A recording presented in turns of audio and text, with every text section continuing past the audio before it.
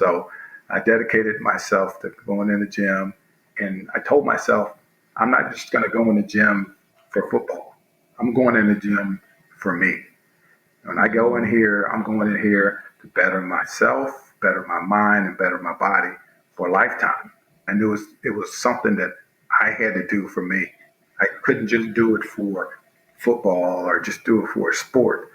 It had to be me. It had to be something that I needed for the rest of my life. So that's why I've never, ever gave up. This is Journey to Point B, where you can find success stories of people who have achieved the same goals you're striving for.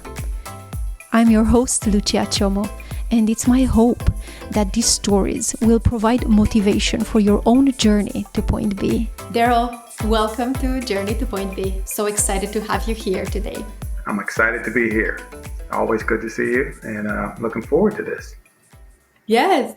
I was so impressed when I saw that you were an NFL player. I'm so excited that today we're going to have a chance to talk about your journey and your lessons and the whole NFL journey. And Okay. I was wondering, before we get into the topic, if you can share with us 3 things that would help us know you a little bit better.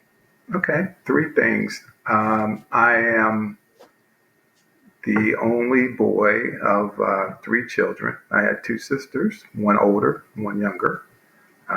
So that people don't really understand that, but that really makes a difference in your life, especially if you're male and you've got 2 sisters. And, so you go through some changes when things like that happen. That's one thing.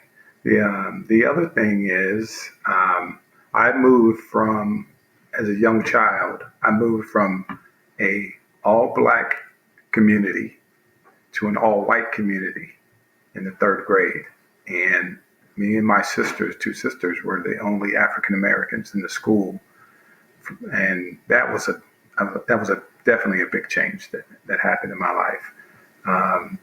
And from there, let's see, the third thing I would think is being able to come back to my high school and coach high school football. That changed me.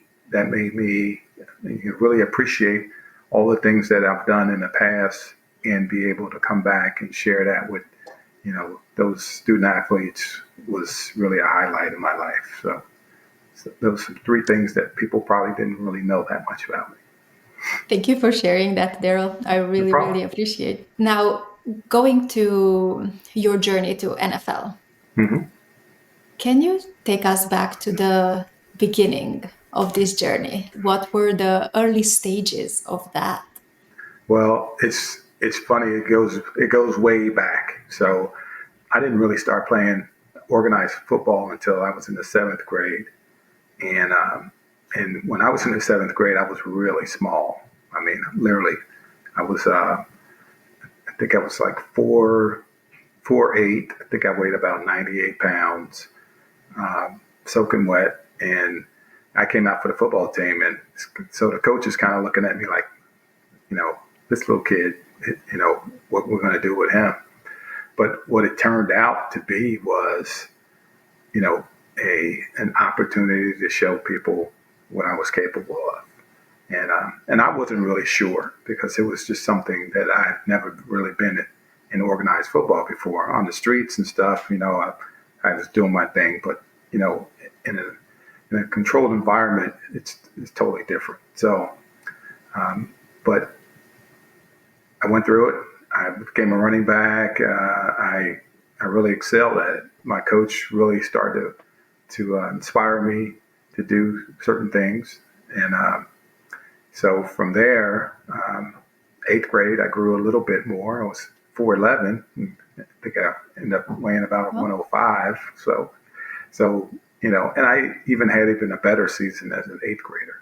So I got recruited actually out of grade school, to go to different high schools. And but I ended up going to LaSalle High School in Cincinnati, which wasn't that far from me. And one of my best friends actually was attending that school already. So it was already a conclusion that I was going to go there.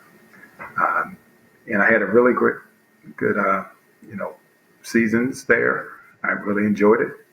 And so from there, it just I kind of realized that, I was able to play at the next level. Not the next level being the NFL, but be at the next level, which was college. And I was really, really looking forward to playing. I wanted to be a defensive back because I was always inspired by Ken Riley, who played for the Bengals when I was younger. Kenny Houston, who played for the Washington Redskins. Those were my heroes, my idols, kind of growing up. And so I wanted to be able to be kind of like them. But a lot of people saw me as a linebacker. I played linebacker in high school. And so I wanted to go to college where they were going to allow me to play defensive back. And University of Toledo, gave me that opportunity to play defensive back. So I got there, and the guy that's there in front of me playing the strong safety position that I wanted to play, my freshman year, he becomes an All-American. I mean, he was that good. And so my dream kind of got, deferred for a while. My sophomore year, I ended up having to move to a second position because he was still there in that spot. But what happened is during summer ball, actually not summer ball, right before the season started, he breaks his arm.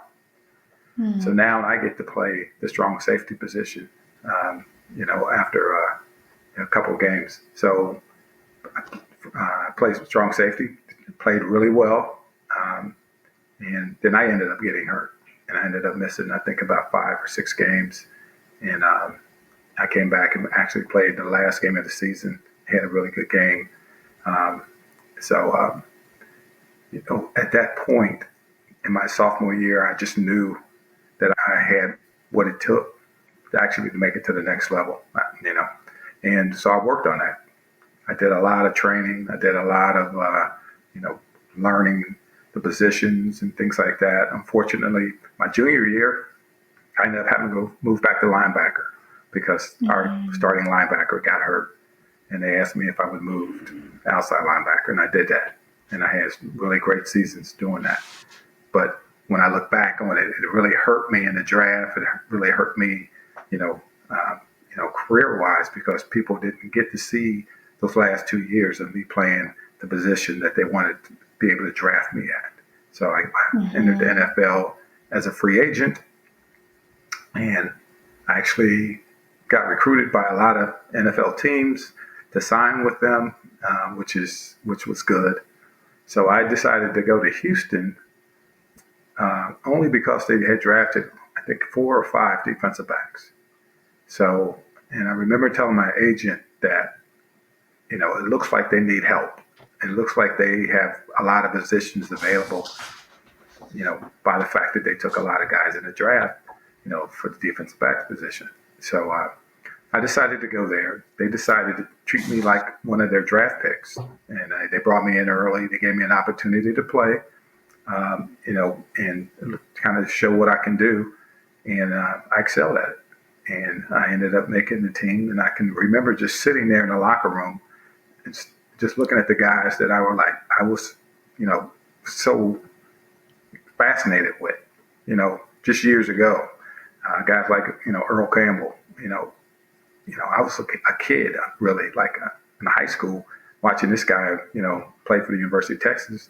And, as a Houston Oiler, watching him run up and down the field, Robert Brazile, Darryl Hunt, those types of guys were like guys you knew.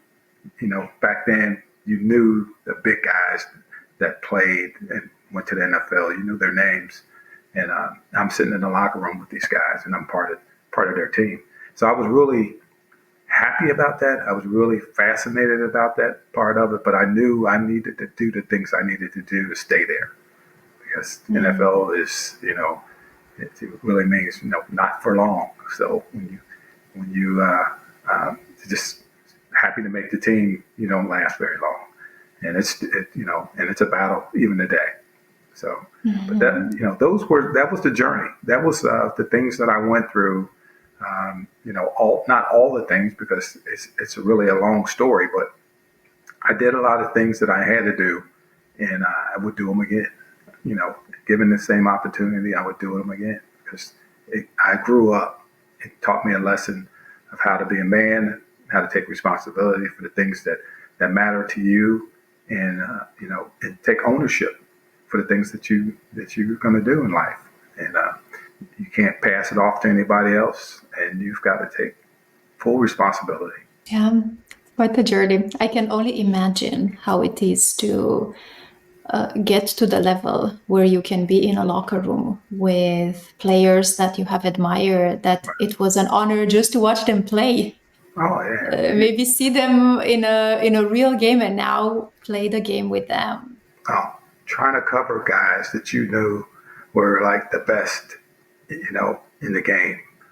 Trying to cover a guy like Marcus Allen out of the backfield. You can't do it. I mean, you imagine yourself being able to do it, but the guy was that good. Trying to cover, Stallworth, played for the Pittsburgh Steelers. I mean, that guy was unbelievable. He was unbelievable wide receiver. I remember trying to Calvin Winslow. Calvin Winslow was a tight end for San Diego, and this guy was the best tight end in the game when I played. One of them, Dave Casper, they were that good. He played for the Raiders, and you're trying to cover these guys. And these guys are people that you know are going to be Hall of Famers, and so it's kind of like an awe, but you're out there with them. You're a guy out there with them, so you've got to do the job, and it's all on you. It's all on you. So, isn't it always on us? Sometimes we don't want it to be, but yeah. Yeah, we don't. No, we typically don't want that, but it's always on us. Okay. We are the owners. Darryl, what were some things when you started believing that becoming an NFL player, it's possible for you? What were some things that kept you going? Well, you know what? A lot of it was just me. I'm a really motivated person, and I'm really competitive. A lot of my friends know, hey, this guy is like really competitive, and it could sometimes being competitive with your friends and stuff can be a detriment. Guys be like, man, you're too competitive, whatever. But they, the people that really care about you, they understand where you're pulling this from. My friends, the people that I hung out with, were really good athletes. So when I looked at them as being some of the best. And if I can compete with them, and if I could be as good as them, then I had an opportunity. And I truly believe that. And the numbers of the people that I hung with or, grew up with, we weren't, it wasn't a large number. But if you look at some of the guys that I befriended, a guy like Tony Hunter. Tony Hunter was first round draft pick, for, I think he went to the Rams. I mean, to come out of, school, first round draft pick, out of Notre Dame, I mean, that's big. Just being able to compete with those, that somebody like that gave me an opportunity to say, hey, if I can compete with him and he's that good, then you've got an opportunity. But you still have to take steps. You still have to do all the little things that it's going to take to get there. I'm not the biggest. I wasn't the biggest guy in the world. So I had to get in the weight room. I had to do those types of things. At one point, I didn't feel like, when I was a little kid, I was fast. But then I grew up. I went from being 4'11", to being, 6'1". Everything changes. Your body changes and everything else. So I had to catch up. And I can remember being 6'1" and 160-something pounds and looking like a string bean. And it's kind of like, all right, you got to get in the weight room. You got to be able to lift weights and stuff. So I dedicated myself to going in the gym. And I told myself, I'm not just going to go in the gym for football. I'm going in the gym for me. When I go in here, I'm going in here to better myself, better my mind, and better my body for a lifetime. And I've done that because I thought, I came up with that, and I knew it was something that I had to do for me. I couldn't just do it for football or just do it for a sport. It had to be me. It had to be something that I needed for the rest of my life. So that's why I've never, ever gave up. The fact that I still go to the gym, I still walk, I still do the certain things that I needed to do, to make sure physically that I'm still, able and viable, to do certain things. Mm-hmm. So when I made that decision, everything else changed, and and it gave me an opportunity to to do whatever I wanted to do. Yeah, it's the change from extrinsic motivation to intrinsic motivation. When it comes from within, it's so much more powerful. We're more connected with that. We stay on the path when it comes from the inside. Oh yeah, yeah, and you use it. It's funny. You use it for a whole lot of things that happens in your life.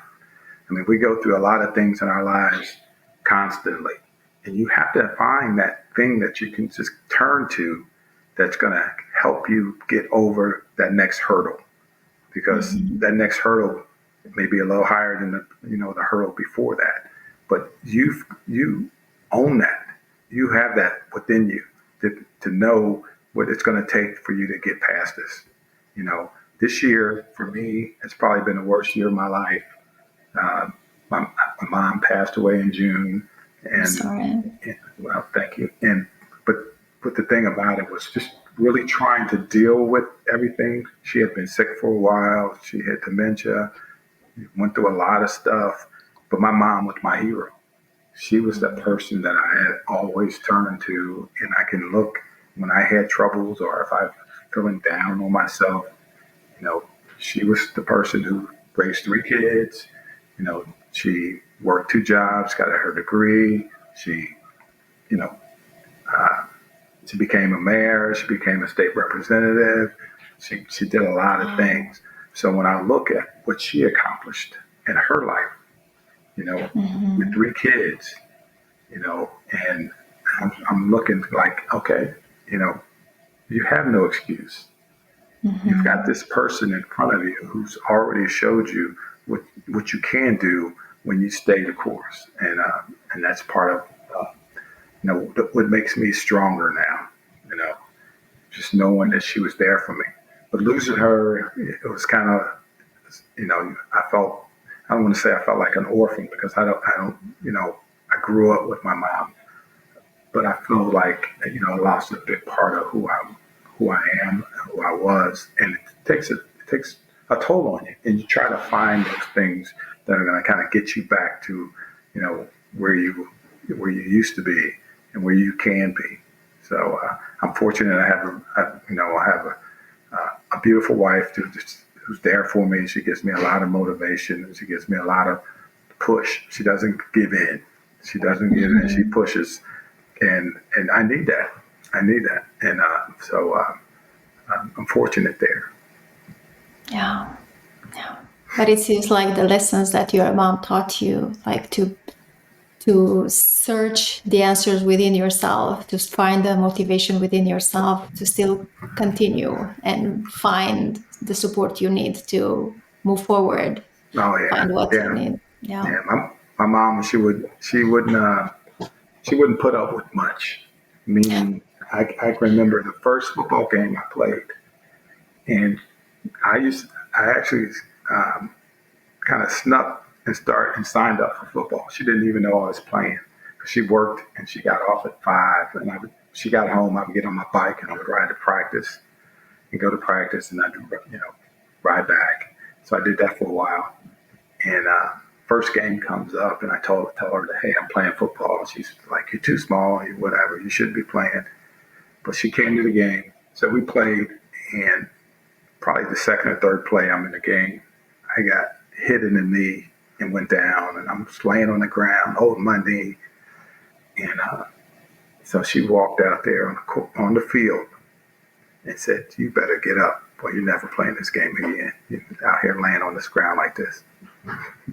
So I looked at her like, okay, I better get up. And I got up, went to the sideline, and it was kind of like, okay, I'm okay. All right. I went back in and played a great game. But she wasn't going to let me lay there and just, not do what I needed to do, or let that little bit of pain that I was going through at that point, determine, if I was going to play this game or not.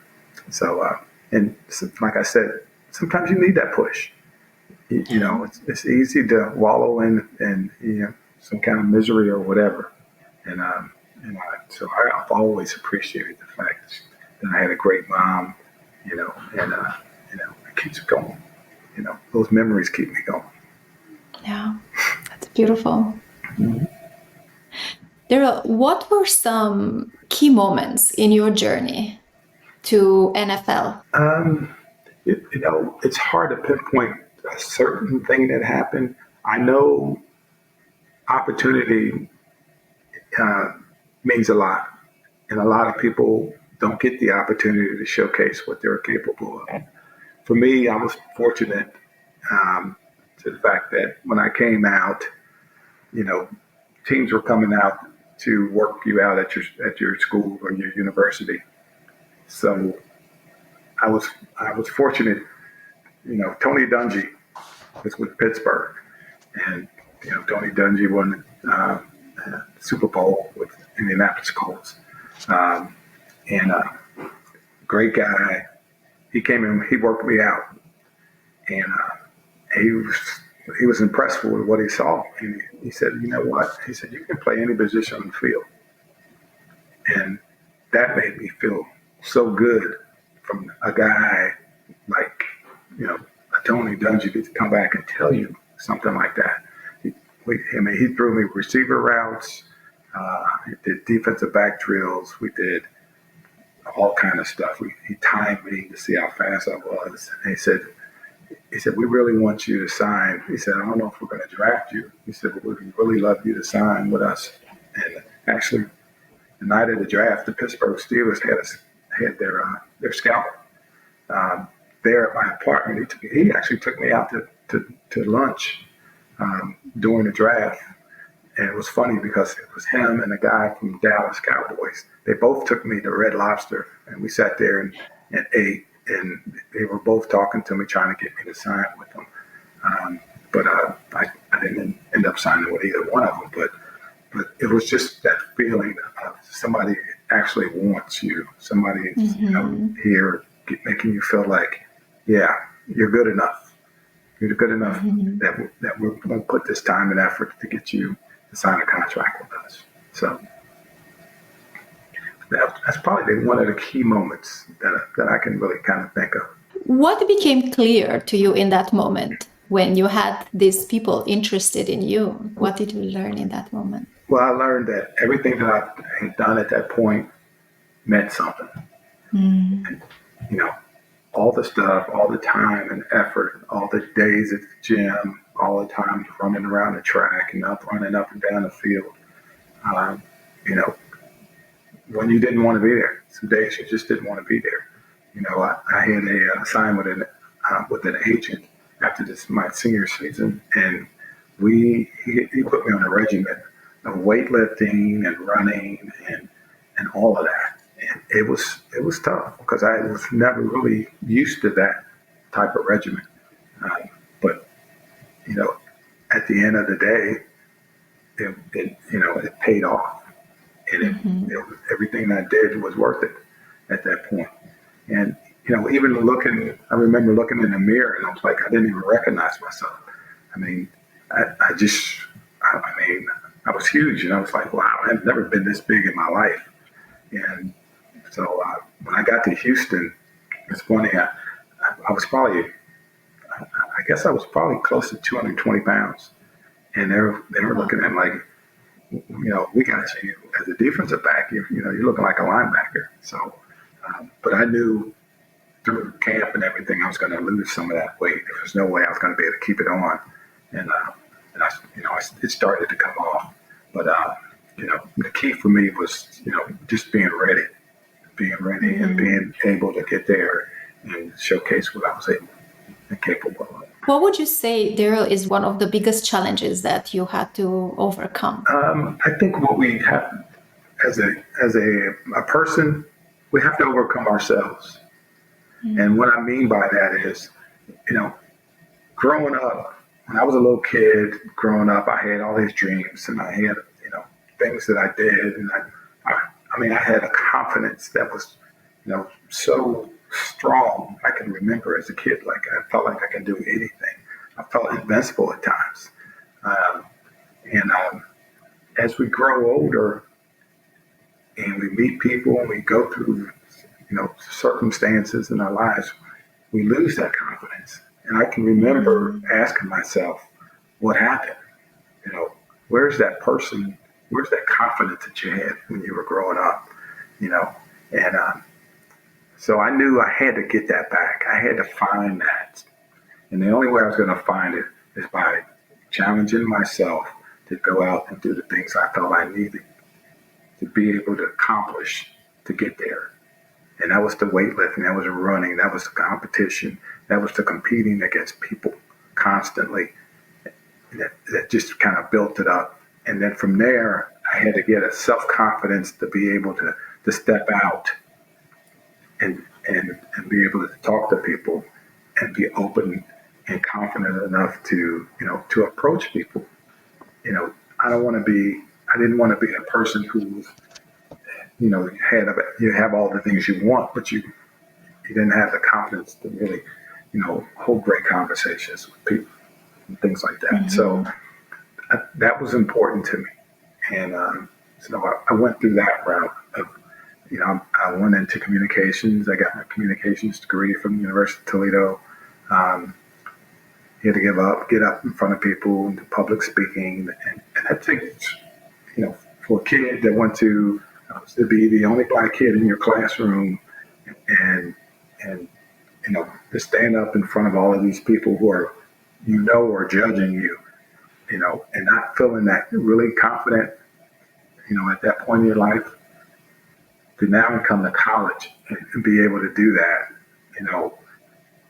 I knew if I could do that, I can basically do anything, and not to worry about what people thought about me, really to be concentrating on what I thought about myself, and not take myself so serious, I'm not trying to be some figure here. I'm just trying to be who I am and be honest with myself and really enjoy it and have fun with it.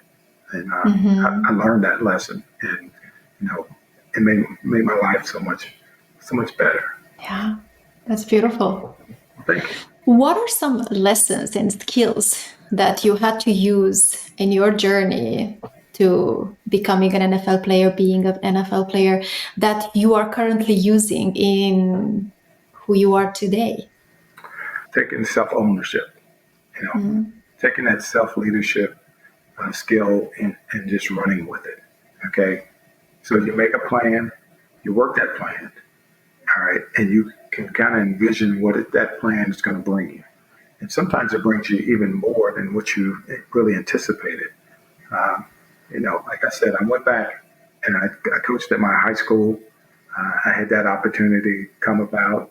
And in my LinkedIn page, I've got a story started on how, we built a championship football team there. Because when I went to school there, we used to get our butts kicked. So, and I've always wondered, what it would take to be able to build a championship team. And me and a couple other guys that I went to school with, we kind of collaborated, came up with some ideas.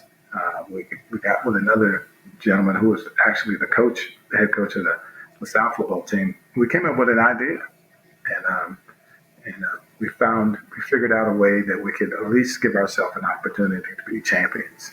And so I'm telling that story on LinkedIn now and in my newsletter.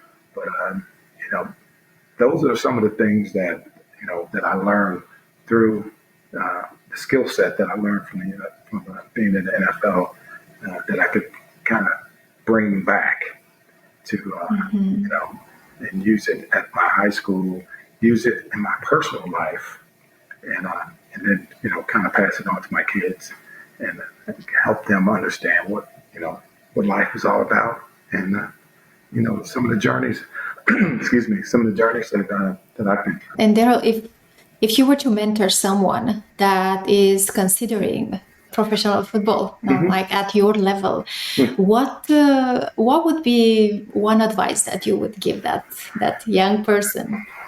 Well, it's funny when I told you I went back to my high school. Some of the athletes, at the school, were, in my opinion, good enough to get to, a college scholarship. And a lot of times, young kids, they're good, and they always project themselves to the NFL, and they don't understand that that's not how things supposed to work. All right, let's project yourself to the next level. Once you get to the next level, and then you can kind of look and see what it's going to take to get to that next level, and just concentrate where you are. So I said, what I try to do is when I mentor my kids, and I used to talk to them a lot, and it's one thing about even being a parent, keep talking with your kids, with the kids that I mentor. I just keep talking, and sometimes they don't want to listen, or they act like they don't want to listen, but they hear it, and they might not acknowledge that they hear it, but they hear it. And a lot of the kids that I have, that I've had over the past years, I mean, there's kids in the NFL now, there's kids in college now, and there's kids in the job market right now that are doing very well. And I'm proud of all of that because, the things that I taught them was football is not the end all. You're not going to get into the NFL. You're not going to get into college, and not everybody's going to have a great career. You're going to go in, you're going to have some lessons learned, you're going to go through some struggles, all right? But you've got to figure out how do you go on past that. What's the next journey? Because once you leave college, and you didn't make it to the NFL, you've got to press on. Go to the NFL, and you didn't do 30 years in the NFL. What are you going to do now? So it's always a journey, and you've got to keep going through that journey and not giving up on life. So those are some of the things that I always talk to my kids about, when I'm mentoring them. So focusing on where you are now and what's the next step, not what's the 10th step in the journey. Just like what is the next, what's the next, yes, and take it one step at a time, as the old saying says. Right. What is the goal that you're currently working towards? I have a consulting company, and I represent a company called Premier RX. We provide prescription drug coverage to people at a very affordable price. And as you know, a lot of people don't have prescription drug coverage. They don't have health care coverage at all. And the thing that I liked about this company was it provided people an opportunity to get their medications, get some other benefits to go along with it, access to a doctor, through telemedicine, no co-pays on your prescription drugs, those types of things, and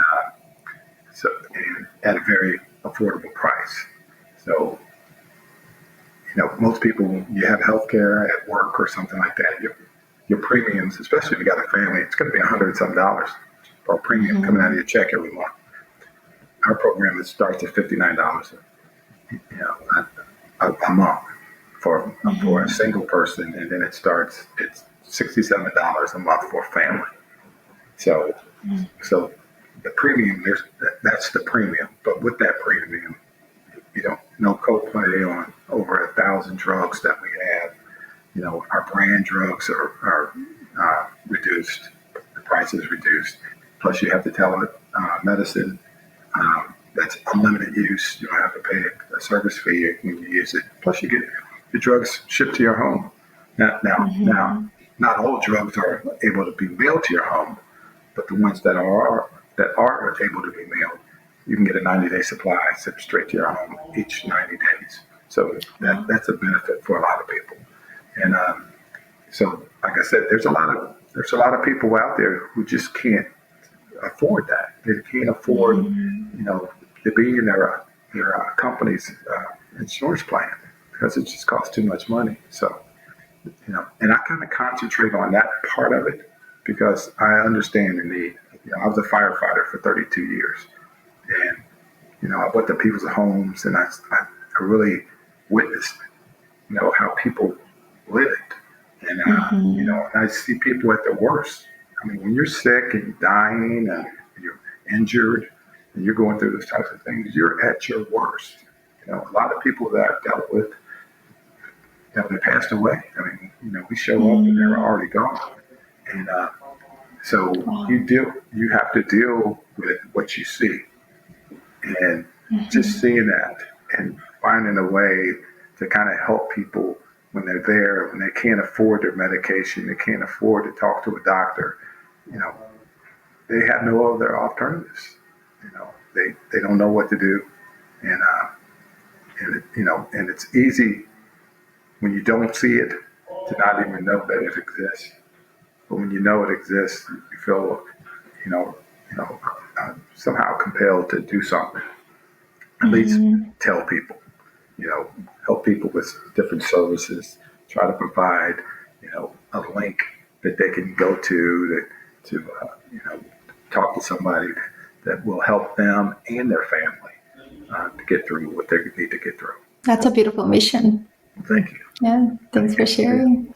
Okay. And I want to thank you, Darryl, so much for taking the time to share your amazing journey and to inspire anyone else that is looking into maybe your goals specifically or any other goal, because I believe that what you've shared can be applied on any type of goal that we are going after, like being the owner of ourselves, taking responsibility, being diligent to take the action that is needed, doing what is hard and not giving up, finding mentors and listening to them.